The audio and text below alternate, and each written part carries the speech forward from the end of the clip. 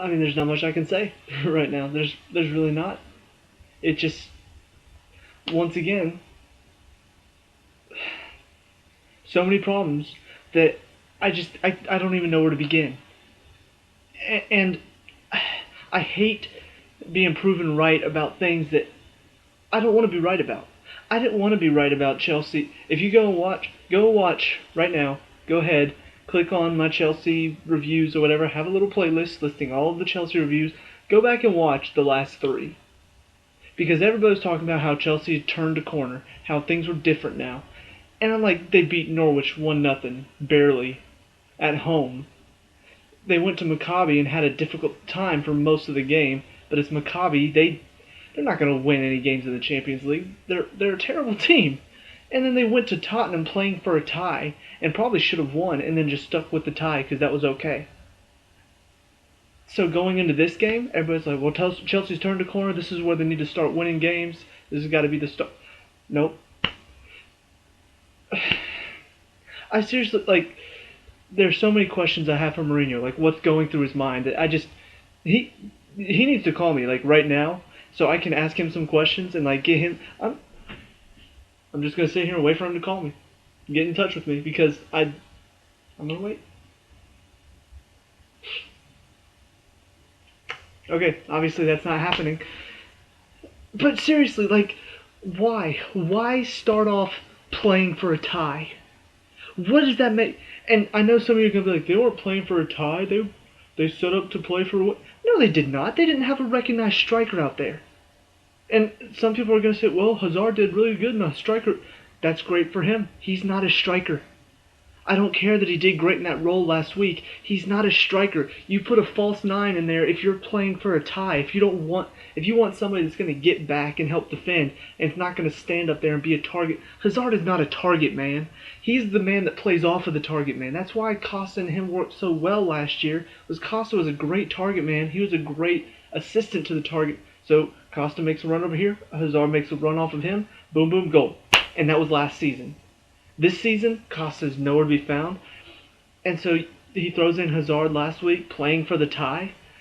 Okay, that's, I hate the fact that we played for a tie when we probably could have gone on and won that game. But you know what? Okay, he did well as a false 9. Why are we doing the false 9 again against Bournemouth? That doesn't make any sense. You've got Costa. You've got Remy. If you're still not happy with Costa, fine. Put Remy on the field. He does well. You hardly give Remy a chance. Give him a chance against Bournemouth. Give him a freaking chance against Bournemouth. It doesn't make any sense that you're not going to put a striker out there against Bournemouth at home. Why would you not play for a win?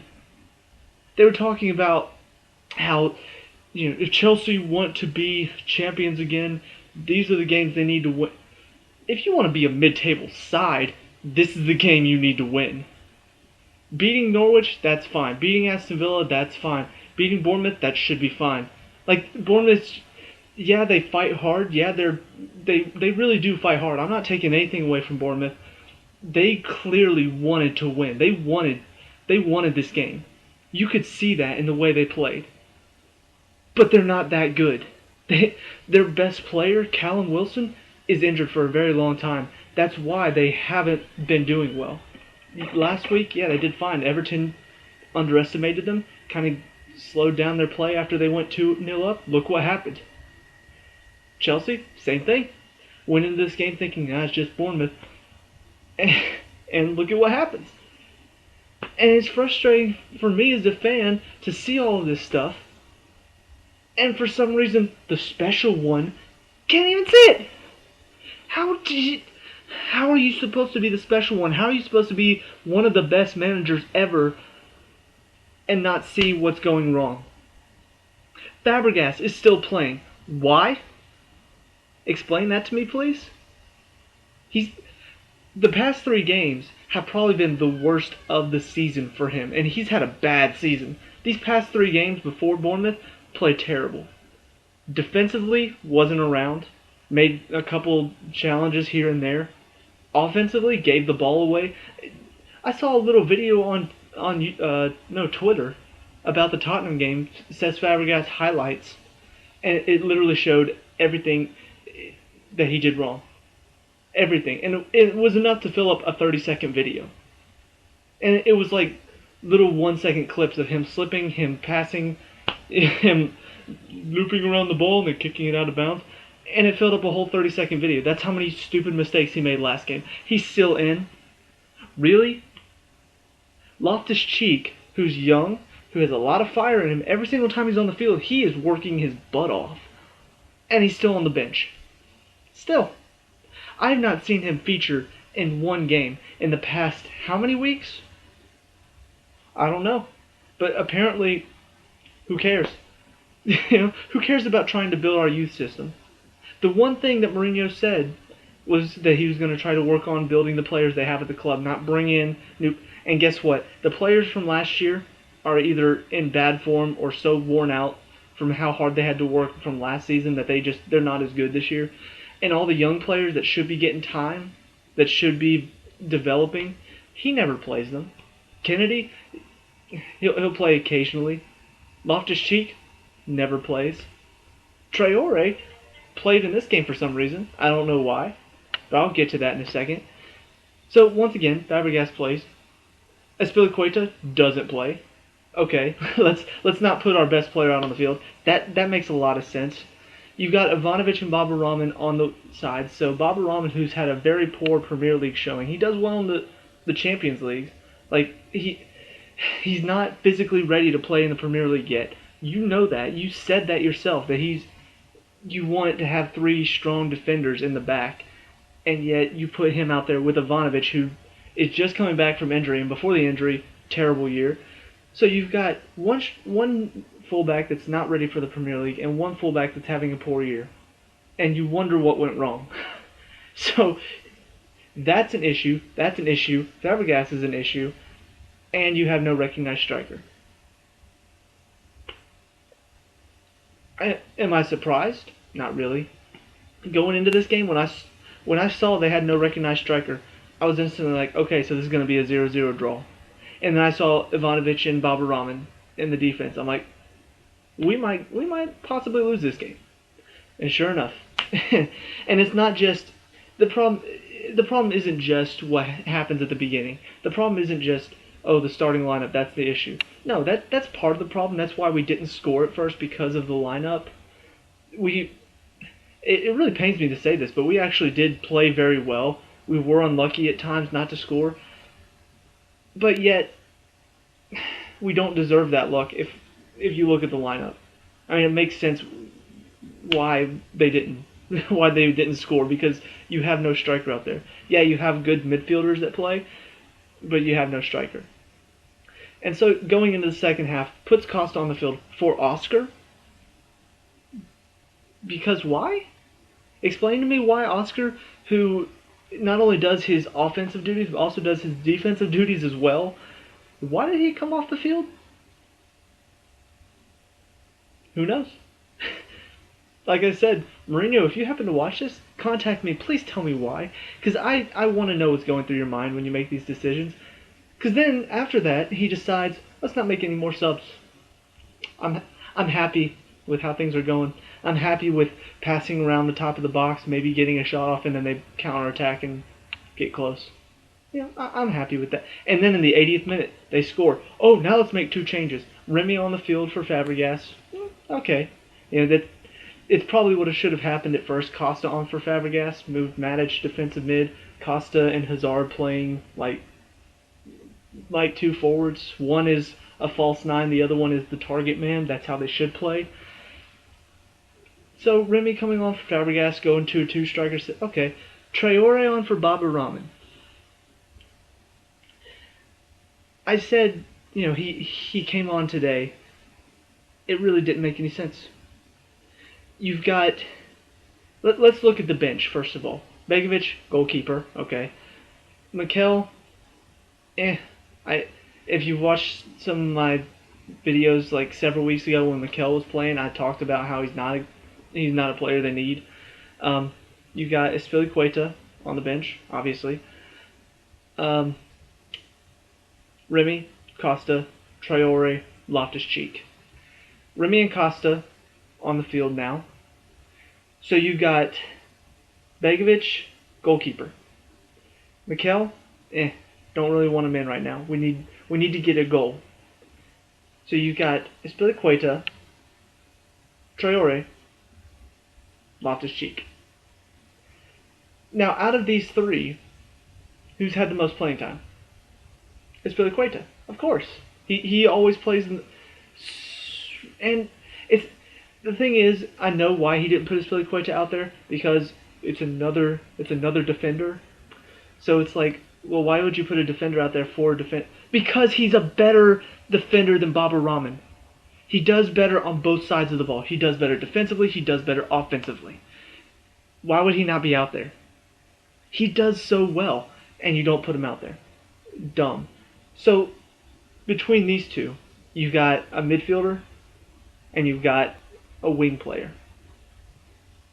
Now, between these two, let's compare them for a second. Bertrand Traore just came to the club this year, has only played in one game this season, and it was like in the Capital One Cup, I think. And it was against, like, they played Walsall first, and they played some other lower team. So, okay, when I saw him at the beginning, like in preseason, he didn't look that great, looked kind of slow, his touches were off.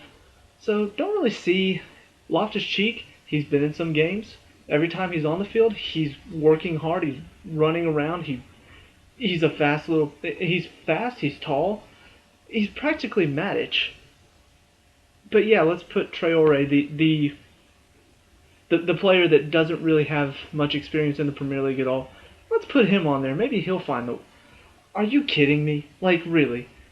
Out of the three, he is the worst choice. Loftus-Cheek, obviously not much better, but still, like I said, works hard. Espilicueta is the obvious choice.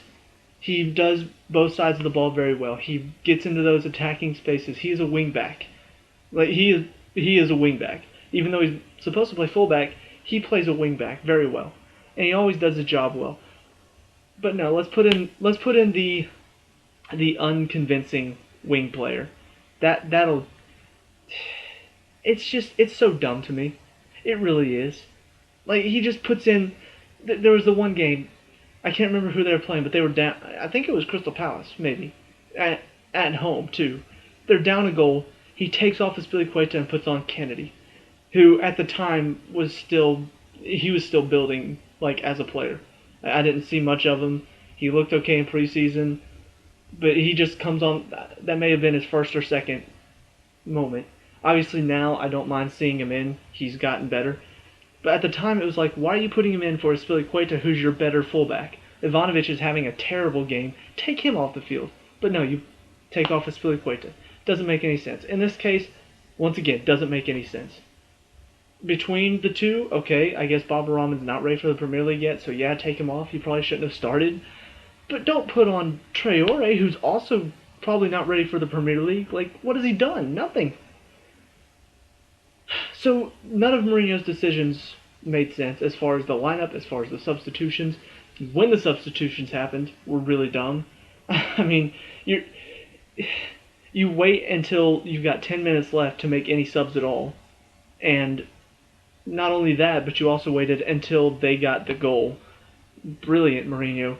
Absolutely brilliant. Wait until they score and then put on your substitutions. So, there's that. And then on top of this, all of this stuff, it's just the fact that he's not a good manager. He's really not. And people can talk about what a great job he's done in the past. People can talk about, he's the only one that they'll be able to win trophies. No. I'm watching as, it may have been like the 70th minute or 75th, something like that. Chelsea is pressing really high. They're pressing hard. And at one point, Bournemouth had gotten a corner and they had stepped up. And so Chelsea starts to break away with Pedro. And it ultimately leads to nothing. Like, instead of looking for that through ball, quick counterattack, he takes too many touches and then has to cut it back, play it back to the defense. But they showed Eddie Howe, and he's on the sideline urging everybody back. He's waving his hands. He's getting them back. When does Mourinho ever do that? He'll yell at them occasionally. They are having the worst season that Chelsea has ever had ever since Abramovich took over. The worst season they've ever had under Abramovich. And what has Mourinho done to light the fire under them? What has he done to get them going? What has he done to inspire them, to motivate them to play harder? I watched 4 weeks ago. I'm pretty sure, yeah, Tottenham last week, Norwich 2 weeks ago, international break, Stoke. Go back to the Stoke game. Really watch the Stoke game. At the very end, they are 1 goal down. They are a goal down. They are losing to Stoke. And what do? Ball goes out wide. You've got 7 players in the box, all standing. No movement at all. They're standing. They're waiting for the cross to come in. They're like, hey, over here. On their heels, not ready for it. Fast forward 4 weeks to today. What's the difference? They're down a goal against Bournemouth. Ball goes out wide to Pedro or Hazard or Willian. You've got 7 players in the box all, hey, over here. No movement at all.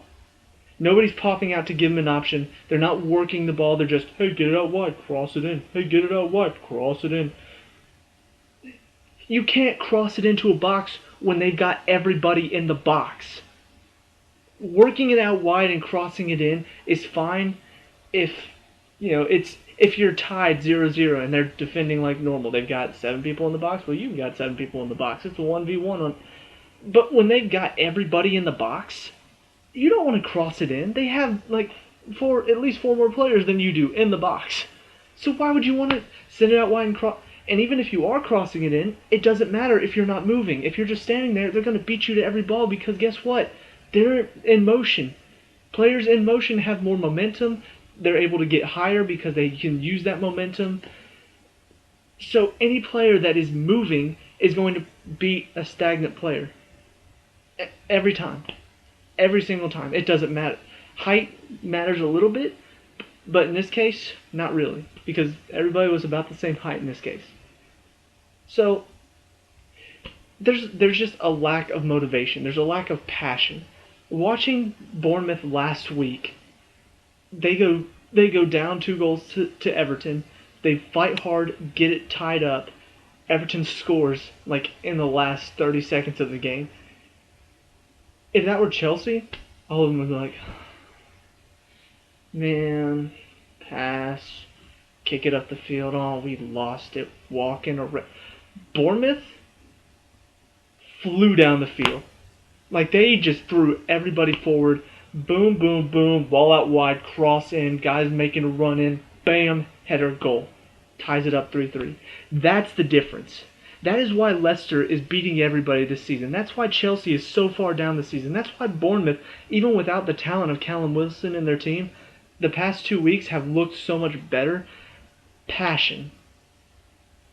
Watching Leicester City play, it's part of why they've really become my second favorite team. Because they fight for it. They fight every single game. They work together as a team. They fight through everything. Watching Bournemouth play, obviously, I mean, not really a Bournemouth fan, but watching them play, they fight hard. They don't have a lot of skill. Leicester has some skill, and that's why when they fight hard, they win games. When Bournemouth fights hard, they tie up games against Everton at Everton. And watching Chelsea play this season is just like there's no passion. They don't want to go win games. I'm obviously me saying they don't want to win games. They probably do. They most likely do. You wouldn't be playing this game if you didn't want to win. There's a competitive nature in all of us. They probably want to win, but you don't see it. You don't see any passion when they play. You don't see them flying out. You don't see them taking a 1-0 deficit and going, we are going to get this game back. We're going to take this game. We're going to turn it on its head. We're going to go and win this. You don't see that anymore. Last season, oh my gosh. The first game of the season was the best example. Burnley went and scored a goal early on. It's like, big mistake. Chelsea immediately hit back, tie it up. A few minutes later, they score second, and then later on in the game, they score third. You did not want to go up against Chelsea because they would come back with a vengeance.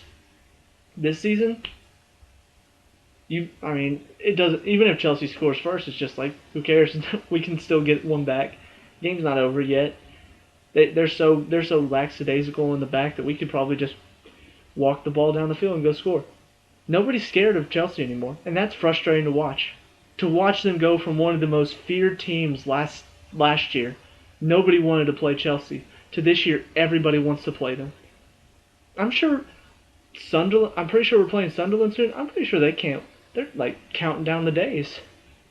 Sam Allardyce has turned them around from being the side that was never going to win any games to now they picked up a couple points here and there. They played well against Arsenal today. I'm sure they're counting down the days. They're like, okay, when do we play Chelsea? That should be an easy 3 points. And, I mean, obviously I'm a fan, so me bad talking my team is kind of weird. But it's gotten to the point where Chelsea really is the laughingstock of the league now. To go from champions to being this crappy team is embarrassing. And it's mostly to blame on the manager. I mean, you look at everything that happened off the field since the beginning of the season. It all started with what happened with Eva at the very beginning. Him calling her out, punishing her, all this stuff. And then stuff going on with players. The attitude is matching the manager's attitude. And then he gets sent off for doing something stupid. Has to miss the next game because of it. And now you just... things aren't getting better. Things are not getting any better. Same old stuff.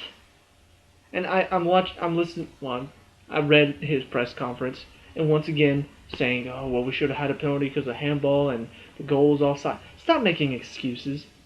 Yeah, the referees make bad decisions. It happens to everyone. It happens all the time. Enough excuses.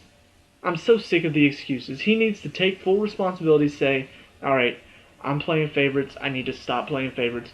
Ivanovic needs to be sat. Fabregas needs to be sat."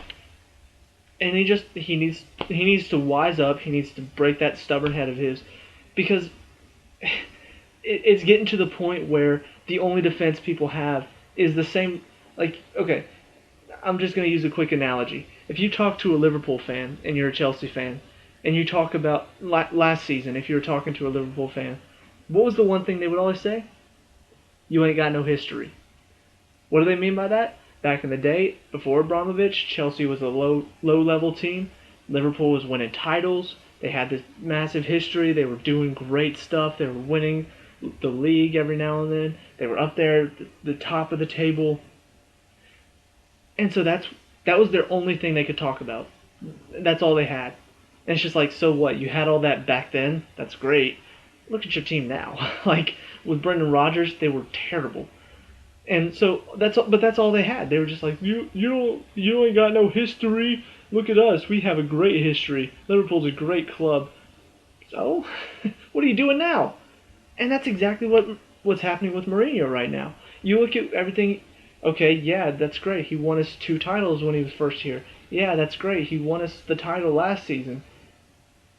None of that matters if we get relegated this season.